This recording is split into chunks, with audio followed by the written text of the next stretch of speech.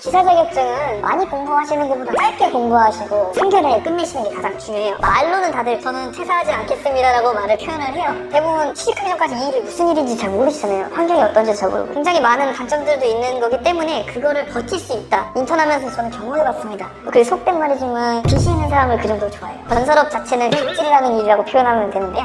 근데 건설업이 유일하게 갑이라고 느껴지는 존재가 딱 하나 있다고 하는 시행사.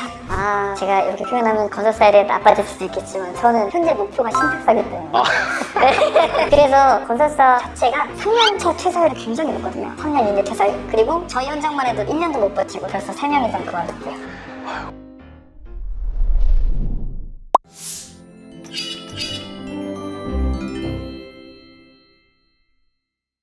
자격증이 정말 많다고 하시잖아요. 개인적인 어떤 공부 방법이라던가 팁 같은 게 있으신가요? 기사 자격증은 많이 공부하시는 것보다 짧게 공부하시고 3개월에 끝내시는 게 가장 중요해요. 왜냐면 자격증에 필기도 있고 실기도 있거든요. 그리고 연애 기회가 4번 정도밖에 없기 때문에 그거를 잘못 계획하시면 자격증을 다 못하고 취직 준비를 하시는 경우도 생기세요. 그러니까 무조건 강타, 기사 자격증 1개만. 어차피 같은 응시연도에 기사를 2개 신청할 수가 없거든요. 전국의 기사 자격증은 같은 날에 시험을 봐요. 그래서 선택권이 딱 1개밖에 없기 때문에 다른 공부 여러 개 하시지 말고 난 2개 딸 거니까 2개 같이 공부해야지 이런 생각 마시고 딱 1개만 단타로 공부하시고 기사 자격증은 어쨌든 돌려서 낼 수밖에 없어요. 실제 됐던 문제가 계속 나오는 문제은행식 같은데? 네, 문제의식이기 때문에 기출 문제를 한 10개년, 5개년 이렇게 푸시는 게 사실 제일 빠르죠. 1회차, 2회차, 3회차는 저희가 볼 수 없는 시기니까 4회차, 5회차 이렇게 있는데요. 3회차는 공고 학생들, 실업계 학생들한테 와야 되는 거예요. 그래요? 네, 저 같은 경우는 건축기사를 1회차, 그리고 건설안전기사를 2회차 때 필기를 시험 보고요. 4회차, 5회차는 좀 위험한 게 준비를 그때 하시려고 하면 그 년도에는 취직을 못 하실 수도 있어요. 자격증 결과가 5회차 같은 경우는 12월이 넘어서 나오거든요. 적을 수가 없는 거예요. 필기 합격을 했다고는 기사 자격증은 없는 거랑 똑같거든요. 그 해에 내가 취준 준비를 바로 들어가려면은 1회차, 2회차부터 확실하게 시작을 해서 합격을 해놔야 되는 거네요. 사실 전년도부터 준비를 해놔야죠. 그럼 더 안전한 게. 네, 그렇죠. 혹시 건설사 쪽도 학벌이라는 걸 많이 보나요? 안 중요하다고 말하기는 좀 그런데요. 사실 갔을 때 그렇게 많이 중요하다고 못 느낀 게 같이 일하고 있는 사람이 무슨 학교를 나왔는지도 모를 정도로 관심이 별로 없는 것 같아요. 학벌을 사실 잊어버렸다고 표현하는 게 낫고요. 그리고 하나의 건설사에서 오래 일하시는 분들은 많지가 않아요. 회사를 옮겨 다니시는 분이 많은데 어떤 회사 다녔는지가 더 중요하거든요. 취준생 분들이 들어가서 혹은 들어가는 과정에서 도움이 될 만한 어떤 활동이 있을까요? 제가 이제 없어서 고민을 좀 많이 했고 없어서 힘들었던 부분 중 하나인데 굳이 1년을 수학하시더라도 인턴 경험은 있으신 게 좋은 것 같아요. 왜냐면 굉장히 힘든 업계라고 표현을 해드렸는데 힘든 업계이니까 경험을 해본 사람을 중요하게 생각할 수밖에 없어요. 그러니까 너는 진짜 이 일을 알고 들어왔니 모르고 들어왔니 이런 결정이 되겠네요. 네, 그렇죠. 말로는 다들 저는 퇴사하지 않겠습니다라고 말을 표현을 해요. 대부분 취직하기 전까지 이 일이 무슨 일인지 잘 모르시잖아요. 환경이 어떤지 잘 모르고 굉장히 많은 단점들도 있는 거기 때문에 그거를 버틸 수 있다. 인턴하면서 저는 경험해봤습니다. 그게 속된 말이지만 빚이 있는 사람을 그 정도로 좋아해요.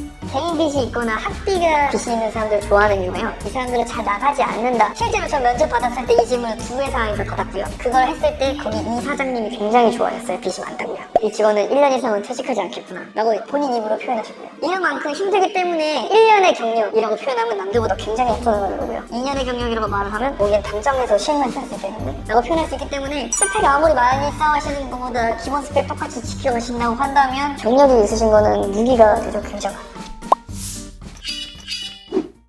취준하시는 분들한테 줄 만한 팁이나 조언 같은 게 혹시 있으실까요? 건축학과를 나왔다고 해서 굳이 건설업에 가실 필요는 없거든요. 사실 뭐 공기업도 있을 거고요. 신탁사라고 표현하는 시행사도 있고요. 시행사, 그게 뭐죠? 시행사는 건설업에 돈을 주는 회사예요. 건설을 맡기는 갑사예요. 건설업 자체는 빚질이라는 일이라고 표현하면 되는데요.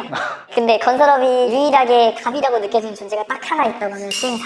돈을 주는 일일때예요. 왠지 경제학과만 뽑을 것 같이 이름을 가졌는데 거기에는 건축 전공 직원들을 굉장히 많이 채용하고 있어요. 대화가 돼야 되니까 건설사들하고. 모든 공기업과 공사기업은 건축 관련 직원들을 뽑습니다. 그것도 알아보시면 좋고요. 예를 들면 한국전력공사 절대 안 뽑을 것 같지만 한국전력공사는 매년 건축직을 뽑아요. 그래요? 네, 그리고 수자원공사도 매년 뽑고요. 그렇기 때문에 건설업을 딱 하겠다고 마음먹으시면 건설업만 본다 라고 표현하시기엔 조금 그렇고요. 찾아보시면 굉장히 폭넓은 게 있으니까 이런 것도 찾아보시는 게 좋을 거라고 생각됩니다. 그러면 다시 돌아가신다고 하셨을 때도 네. 라스토님은 건설사에 다시 취직을 하실 건가요? 저는 솔직하게 표현하면 세상에 좋은 직업은 많거든요. 그러면은 이제 방금 말씀해주신 것처럼 신탁사 여러 가지 이런 공공기관들이 있잖아요. 이런 다른 선택지가 있다고 할 때 또다시 이걸 선택하실 건가요? 아니면 여기 있는 것들을 선택하실 건가요? 제가 이렇게 표현하면 건설사에 대해 나빠질 수도 있겠지만 저는 현재 목표가 신탁사기 때문에 네. 근데 아시겠지만 신탁사 들어가는 게 굉장히 어려워요. 건설사 위다 보니까 건설사에서 경력이 있는 분들을 신탁사에서 채용을 해요. 왜냐면 급여도 훨씬 있고요. 그렇기 때문에 반대로 생각하시면 건설업을 계속 하겠다라는 목표보다 신탁사로 전향하겠다는 목표를 가지신다고 표현하면 더 맞을 수도 있어요. 그리고 단순히 건축학과를 나왔으니까 건설업 해야지 나는 할 수 있어 라고 표현하시는 거는 제가 볼 때 좀 잘못됐다고 생각이 돼요. 건설업은 눈에 보이는 것만큼 그렇게 평범한 직업은 아니에요. 실제로 가보시면 굉장히 숙소 생활도 빈약할 수 있고요. 군대 직무가 굉장히 강해요. 문화 자체가 굉장히 강압적이고 근로자분들이 굉장히 비위생적인 환경에서 일을 하고요. 폭력적인 연예나 약간 그런 환경들을 굉장히 안전하지 못한 상황들을 굉장히 많이 만나게 돼요. 그래서 건설사 자체가 3년차 퇴사율이 굉장히 높거든요. 3년 이내 퇴사율. 그리고 저희 현장만 해도 1년도 못 버티고 벌써 3명 이상 그만뒀고요. 이게 단순히 할 수 있다 맘먹고 웃으면서 들어왔던 사람들이 힘들다는 걸 판단하고 나가게 되는 거기 때문에 본인이 이 직업을 정말 할 수 있다고 생각을 했을 때 신청하시는 게 돌아가지 않는 길이라고 생각을 해요. 그러니까 본인이 이 직업을 할 수 있다라는 건 본인이 먼저 아셔야 돼요. 그게 아니라고 한다면 저는 그냥 단순한 생각으로는 안 들어오시는 게 맞다고 생각됩니다. 방금 말씀해주신 거 외에도 단점이라고 생각되는 부분들이 있을까요?